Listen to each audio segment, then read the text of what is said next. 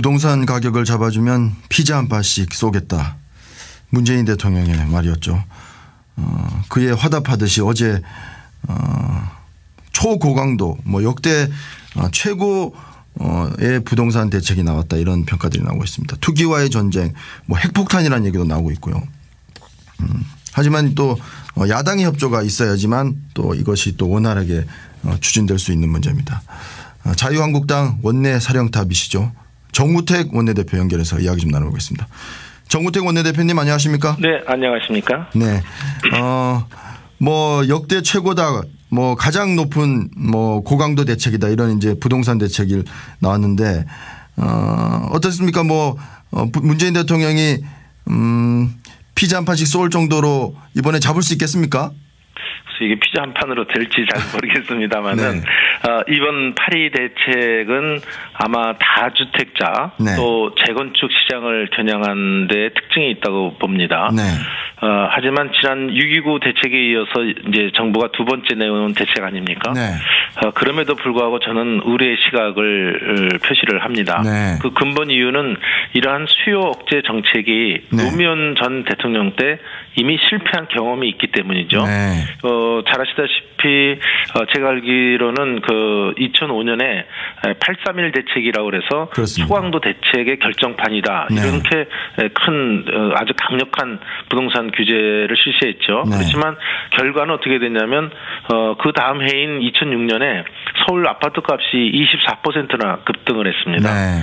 또 이러한 부동산 투기와의 전쟁까지 선포를 했지만 결국 강남 집값은 잡지를 못했거든요. 네. 그래서 지금의 심각한 우리 소득 격차 또 심각한 불평등이 바로 이 노무현 정부의 부동산 정책 실패에서 이어졌다 하는 네. 이런 의견이 지금 현재 대두되고 있어서 네. 우리가 여러 가지 반면 교사로 삼아야 될 점도 있지 않나 네. 이렇게 생각합니다. 방금 말씀하신 이제 2005년 831 대책, 그때도 방금 말씀하셨다시피 이제 집값을 잡지 못했고 그래서 정부가 시장을 이기지 못한다, 이런 얘기도 나왔었는데. 네, 그렇습니다. 지금도 이제 그런 어떤 수요 억제책, 그것만으로는 이 집값을 잡기가 불가능하다, 또는 풍선 효과 이런 것도 지금 얘기가 나오는데 그럴 가능성이 있다, 이렇게 보시는군요. 지금 풍선 효과를 말씀하셨는데 벌써 풍선 효과가 우려되는 이유가 아마 6.19 부동산 대책에서 연유를 찾을 수 있지 않나 이렇게 생각합니다. 네. 정부가 아파트 분양권 전매 제한을 강화를 하니까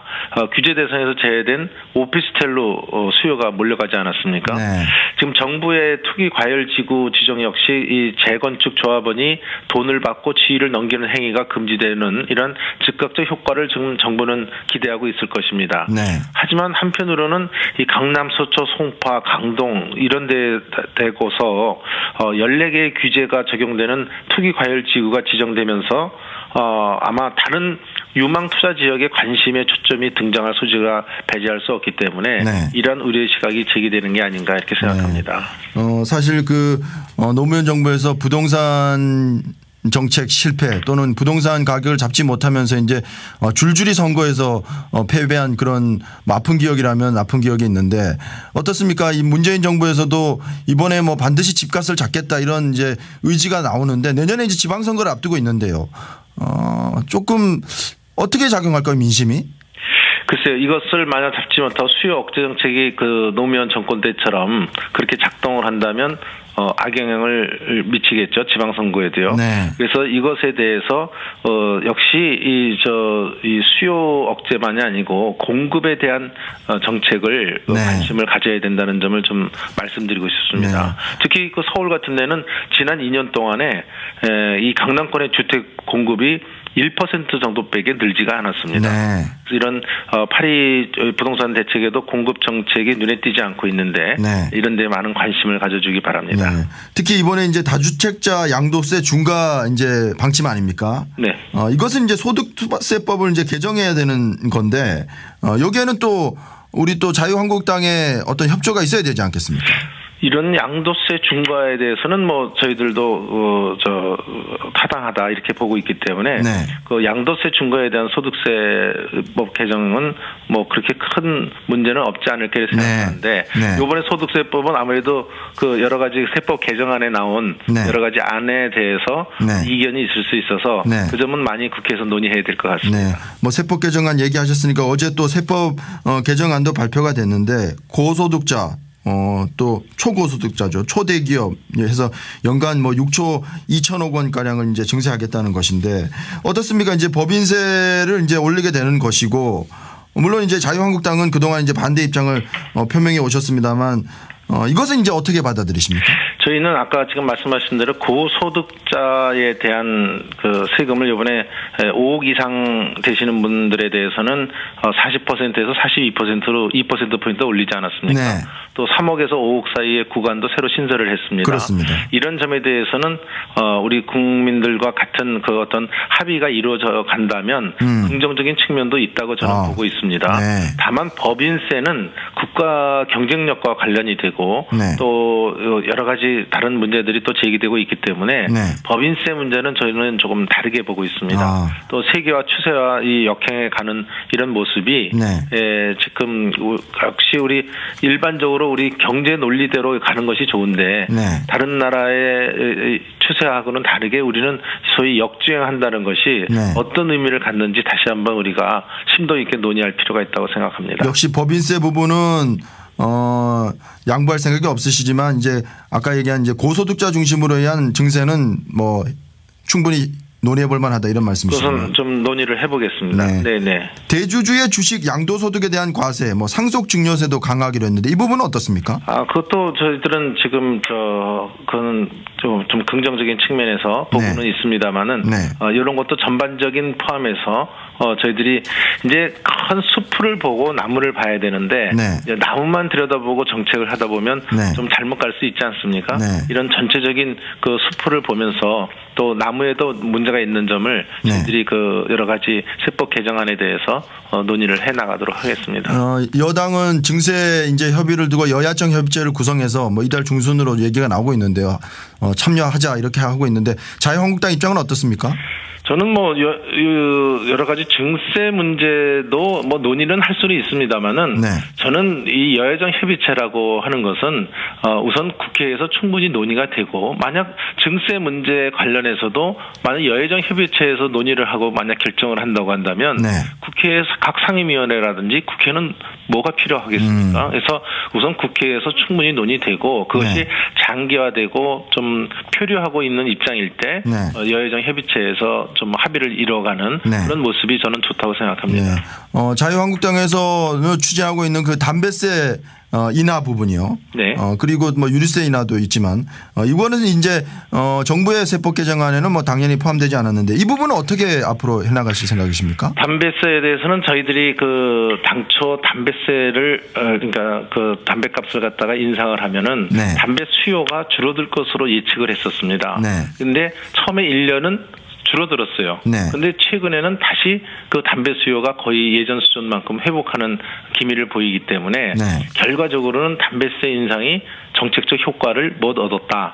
저희들은 그렇게 판단하고 그래서 이것이 잘못된 것이기 때문에 이것을 다시 예전으로 돌아가는 것이 어떻게 했느냐는 것이 이제 저희 당에서 지난번 대통령 선거 때 공약으로 내걸었던 것입니다. 어떻습니까? 당론으로 앞으로 확정하실 생각이십니까? 이 문제는 좀 시간을 갖고 저희들이 그 의원들 모이면 의총에서도 한번 수렴을 해보고 여러 가지 좀 거론을 해보겠습니다. 뭐 의원들 분위기는 어떻습니까? 의원들도 뭐 찬반이 좀 엇갈립니다. 그렇군요.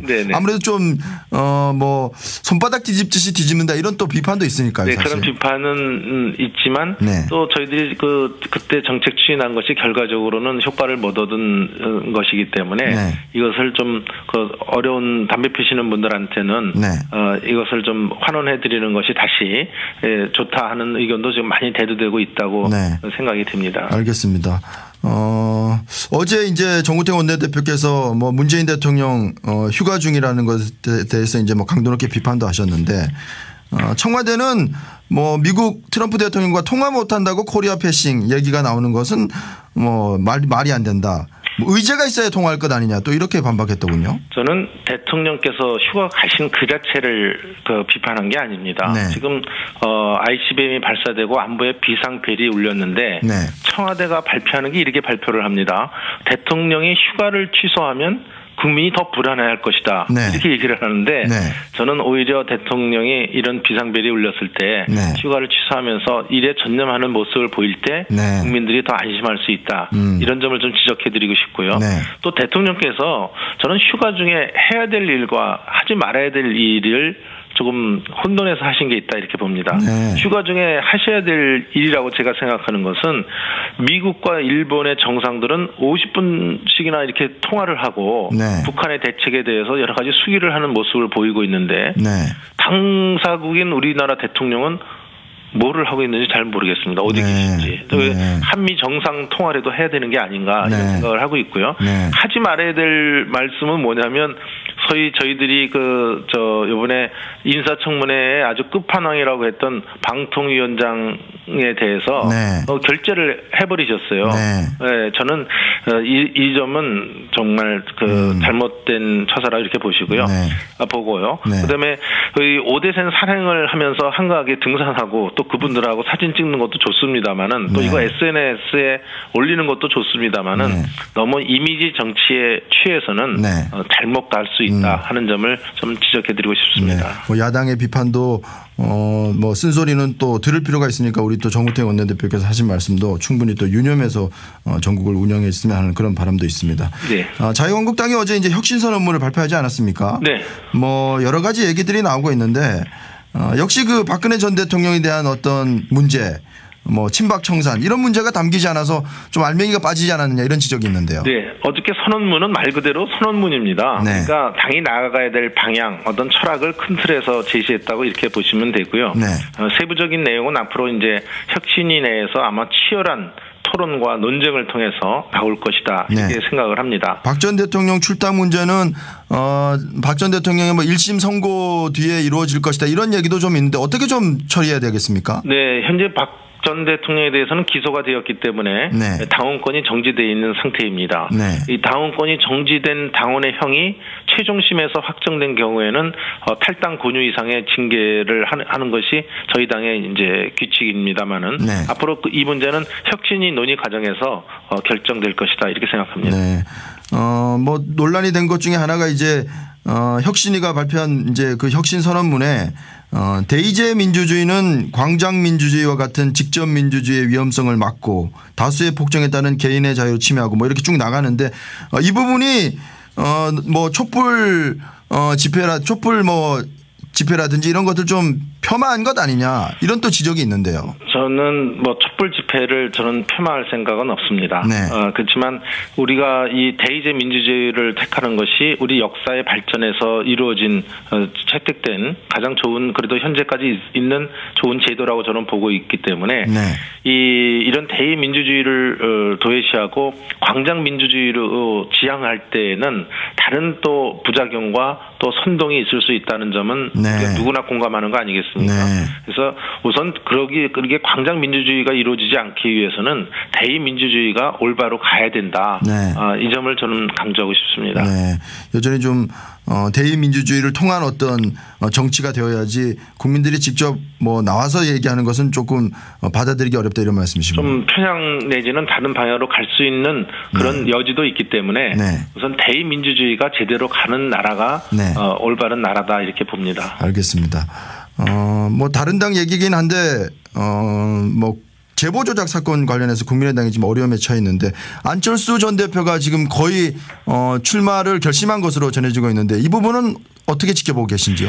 저도 안철수 대표가 당 대표로 출마할 것으로 예상하고 있습니다. 네. 물론 이 문제는 전적으로 그 안철수 전 대표 본인의 의지이고 네. 이것을 판단하는 것은 저는 국민의당 당원들의 선택이라고 보고 있습니다. 네. 그래서 당 대표 출마 자격에 대해서는 저는 국민의당에서 결재할 문제라고 보고 네. 뭐 저같이 타당해서 네. 감나라 배나라 할 것은 네. 바람직하지 않다 이렇게 봅니다. 안철수 대표가 만약에 당 대표가 되면 자유한국당과의 어떤 원활한 뭐 협조가 좀 될 수 있을까요? 저는 뭐 어느 당과도 협치라는 것은 필요할 경우에는 네. 언제든지 가능하다고 이렇게 보고 네. 있고요. 또 잘못된 일로 갔을 때는 서로 비판이 이루어지는 것이 협치가 아니겠습니까? 네. 한 가지만 더 여쭤보겠습니다. 이번에 이제 수해난 사건으로 인해서 김학철 도의원 말이죠. 네. 뭐 레이밍 발언으로 이제 제명됐는데 자유한국당이 재심을 신청했더군요. 그래서 네. 이거 재심이 접수되면 또 윤리위원회를 열어야 되는 규정이 있어서 이것은 어떻게 받아들이시는지요? 글쎄요, 이건 뭐 본인 어떤 것이 있더라도 우리 제도상으로 재심을 청구할 수 있고 본인이 이 제명에 대해서 이거는 너무 과하다는 마음을 가졌기 때문에 재심을 신청한 거 아니겠습니까? 네. 이런 제도에 의해서 신청한 걸 갖고. 네. 근데 1심에 좀 불만이 있어서 2심에 항소를 하는 것 같고 왜 항소를 하느냐. 네. 그건 야단칠 필요는 없다고 봅니다. 네. 하지만 이 재심을 신청하기 전에 본인이 정말로 스스로 진정한 반성을 하고 있는 것인가. 네. 이것이 더 중요한 게 아닌가 생각합니다. 결과가 좀 달라질 수 있을까요? 재심을 하게 되면. 제가 윤리위원이 아니라서 먼저 말씀드리기가 좀 어렵습니다. 네. 네. 알겠습니다. 자유한국당 정우택 원내대표였습니다. 휴가는 안 가십니까? 휴가 월요일, 화요일 이틀 갔다 왔습니다. 갔다 다녀오셨군요. 네. 알겠습니다. 오늘 말씀 고맙습니다. 네, 감사합니다.